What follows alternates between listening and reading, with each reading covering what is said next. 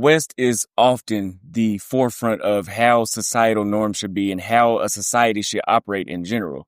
But the real question that I'm going to ask you guys today is that actually accurate? And should the world actually copy the West by textbook definition, the way how it imposes through things like USAID? So what are some of those things that Western nations like the United States actually want other societies like African societies and Latin societies and even some Southeast Asian societies like Vietnam? Some of those things that they want them to behave like? Western nations often push these global norms like gender equality, LGBTQ plus, whatever else comes with it, rights, and free speech, which I do agree with free speech. I think that's absolutely necessary. I've lived in countries, I've been to many countries where if you say the wrong thing, that's the last time you'll be seen.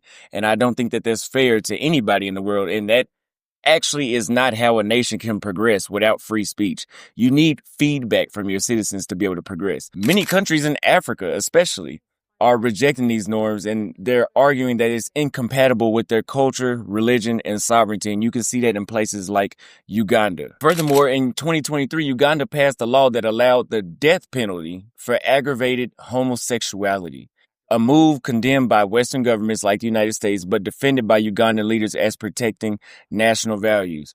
Now, I'm Austin Holleman. We're going to get into this topic today, and I'm going to tell you guys exactly my opinion, and I'm going to give you unbiased facts and some personal experience because I've been to many African countries, including Uganda, and I'm in Kenya as we're speaking. I've been in Southeast Asia. I've been all over Latin America and Europe, and I'm going to tell you guys exactly how I feel about this. Like the video, subscribe, and let's get into it.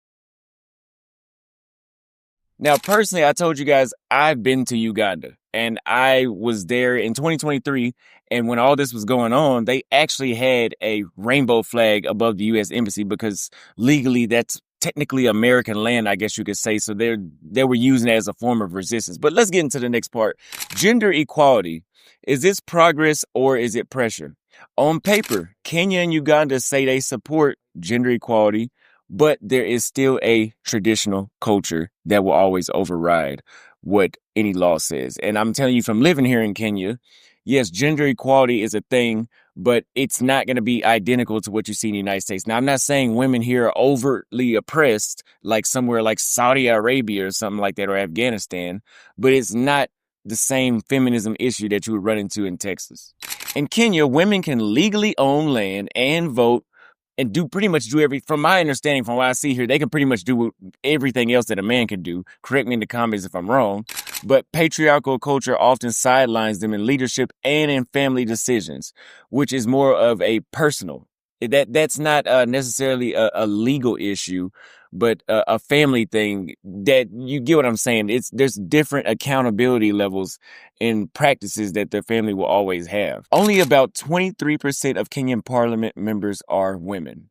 In Uganda, the Constitution guarantees equality, yet customary practices like bride price and child marriages still limit women's autonomy.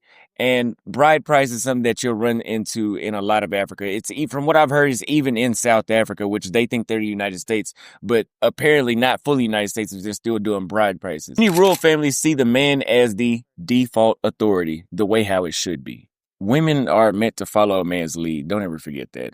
You can debate me in the comments. There's a reason why men have always been in charge. And we'll get into that in another video. That's not to make them seem subhuman or anything. Like I always say, there's certain things that men are good at and there's certain things that women are good at. And when it comes to running societies, men have pretty much been pretty good at that. A 2023 Afro Barometer poll showed 78% of Ugandans support women running for office, yet 42% said men should be hired first if jobs are scarce. And that is because men have always taken the burden on their shoulders and bear the responsibility of protection and finance. And if you ask me, I agree with that as well. Now let's get into LGBTQ plus rights. Is this humanity? Is this a humane movement or is it just imposition? The gap between Western and African views on LGBT plus rights, which is a big gap, is perhaps the sharpest and most dangerous. Western countries like the United States and Canada and much of Europe have legalized same-sex marriage and banned discrimination based on sexuality. Yes, Same-sex marriage is legal in the United States, and in my opinion, do whatever you want. But like I always say, with ideologies, there's not a limit. And I think that's why a lot of African countries, especially here in East Africa, it's definitely not Southern Africa, because I've seen the most gay men in Africa and Southern Africa. And there's nothing wrong with gay men, just an observation. South Africa, Mozambique, I've seen plenty of them. Even people like to say Ghana has they have a anti-gay bill that is hard on gay people. I've seen men dressed up like women over there on more than one occasion. And just because there's a fucking law doesn't mean the law is not being broken. Murder is illegal. It still happens everywhere in the world. It's illegal. And I mean, is there any countries where murder is legal? I don't know. But just because there's a law doesn't mean that people are going to still do whatever they want. And even in places like Brazil that have copied the Western mentality on these gay rights, have even banned, like in Brazil, if you talk bad about gay people online, you could be put in prison. They call those hate crimes. They have that in the United States as well. Now, places like Uganda, obviously, I don't think that exists. If it's super illegal to be gay, I'm pretty sure they don't care about you talking about gay people. In Kenya, I'm not really sure, but I will tell you that it's not really a thing here, but I'm seeing it more in 2025 and 2024 than I did when I was here in 2023. Not a problem with me. Not a problem with me. But just keep in mind that there are no limitations to ideologies, as I said before. In contrast, Kenya and Uganda criminalize same-sex relations. Uganda's Anti-Homosexuality Act allows life sentences, or even worse, the death penalty. And Kenya still enforces the colonial-era sodomy law. After Uganda's 2023 law passed, Human Rights Watch documented LGBT people being evicted, arrested, and assaulted. One mother was forced to confront armed police who raided her son's apartment just for being gay. I did hear about this. I do not support any violence against anybody just because of their sexuality.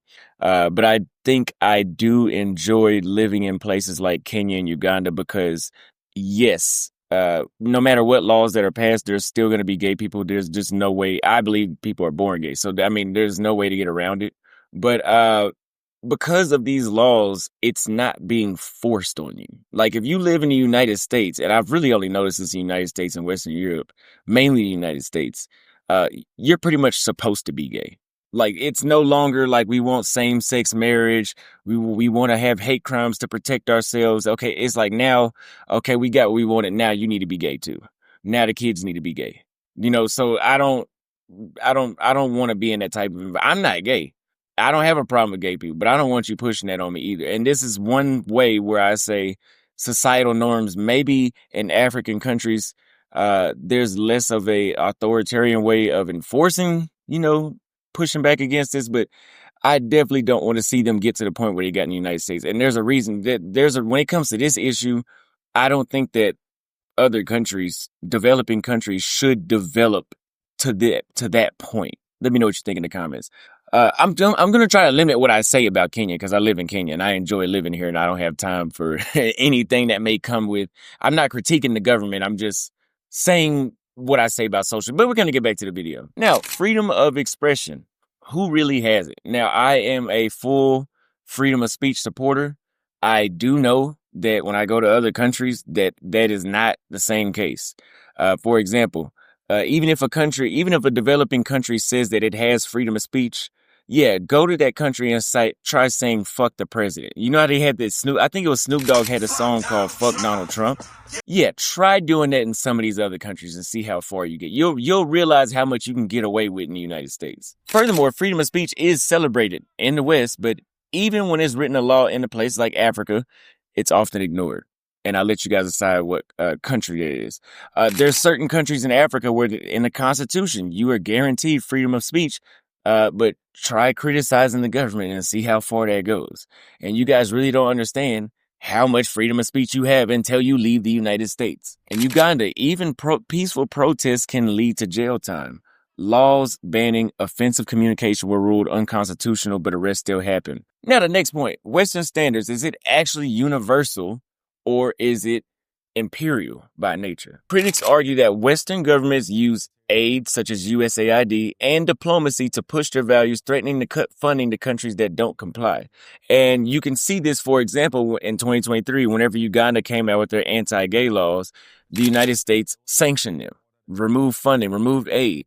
These are ways that the United States says, hey, we know you need help. You know, most of the time the West had already destroyed these nations, and then they controlled them with USAID or whatever form of aid, the IMF, whatever you want to call it. And they say, hey, if you don't conform to how we want you to be, we're going to cut that aid from you.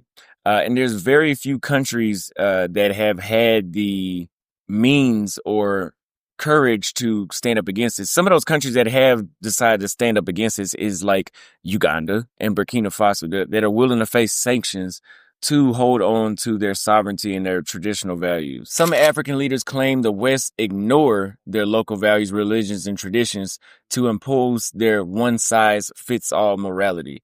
And you don't really see this happening in the Middle East. They pretty, like, for example, if you go to Iran, number one, if you're an American, you might become a political prisoner just because, from what I've heard. I was talking to an Iranian chick when I was in Turkey, and she told me, yeah, if I went there, like, I wouldn't last long. They would easily lock me up because I'm not a Muslim and I'm an American.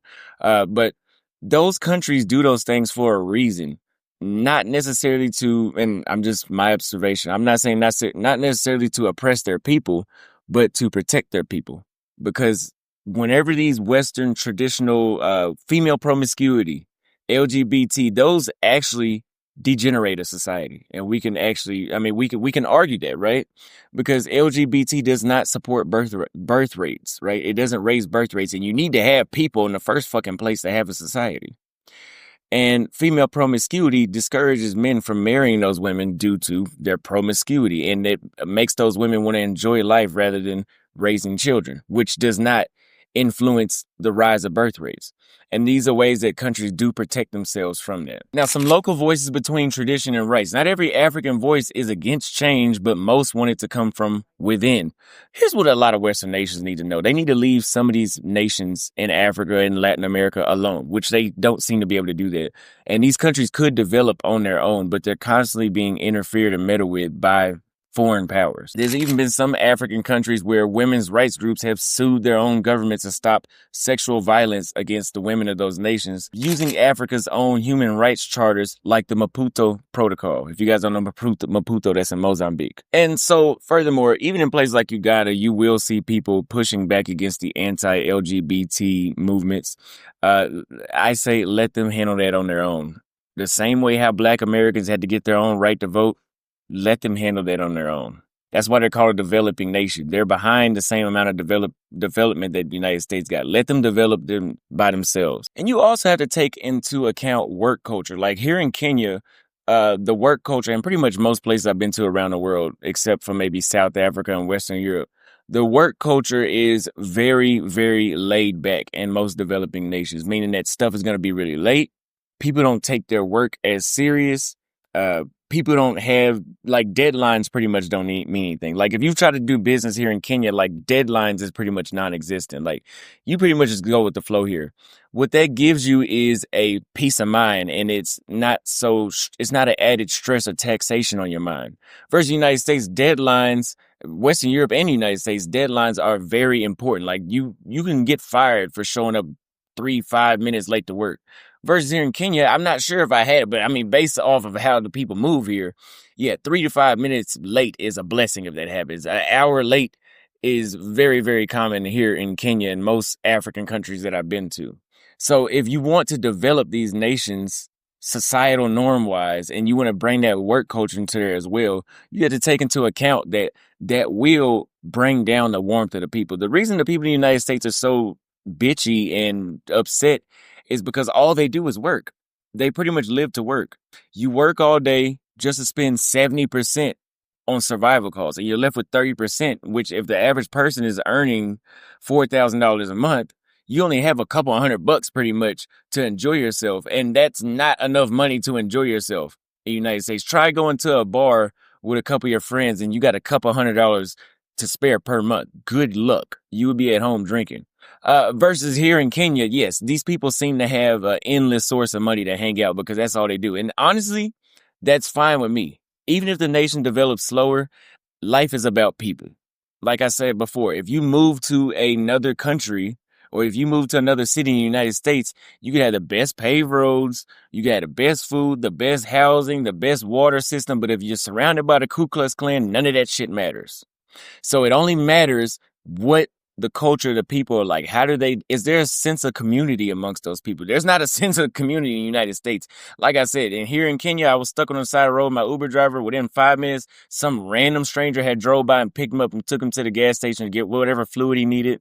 I got another ride. In the United States, if that would have happened and you do not have AAA, your ass will be on the side of the road until tomorrow. Nobody's coming to save you. That's not a sense of community because it's a divided nation. And usually what comes with progression is division. You don't believe me? Look at Germany right now. They even have the Nazi comeback, that super conservative nationalistic comeback. They have that coming back right now. That's a form of division. So that's all I had to say about that topic, you guys. Let me know what you guys think. Should the third and second world, or known as developing nations, should they catch up to American standards of social norms and development, which is referring to work culture, LGBT, and freedom of speech? And I will tell you guys this, I've been to many places that are either a dictatorship or they're ran like a dictatorship.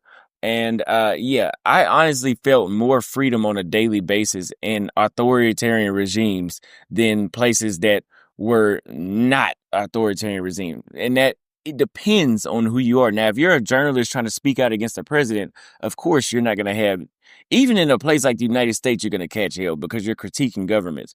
But for the average person living in a place where there's a dictator, as long as he's not a brutal dictator, that's, he's not Pol Pot, something like that, you will have more sense of freedom. As long as you have the money, you have a sense of freedom. Let me know what you guys think. Leave a like, subscribe. I'll see you guys next time.